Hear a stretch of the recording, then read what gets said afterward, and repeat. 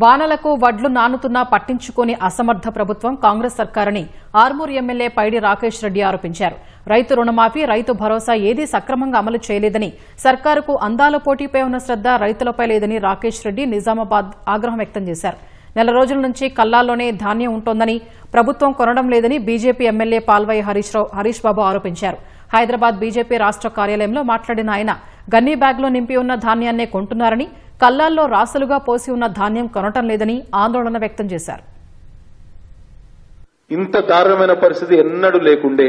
రైతులు కల్లాల్లో రాసులుగా పోస్తే నెల రోజులు ఏప్రిల్, నేను చాలా చోట్ల నుంచి ఇన్ఫర్మేషన్ తీసుకున్నా, తడిసిన ధాన్యానికి తప్ప తాలూకు సంబంధం లేకుండా ప్రభుత్వం పూర్తి స్థాయిలో ధాన్యం సేకరణను ఈ నెలాఖరు వరకు చేపడితే రైతులను ఏదైనా ఆదుకుంటారు. లేకపోతే పూర్తిగా రైతులు మునిగే పరిస్థితి, ఎవ్వరు కూడా వరి వైపు మళ్లే పరిస్థితి లేదు.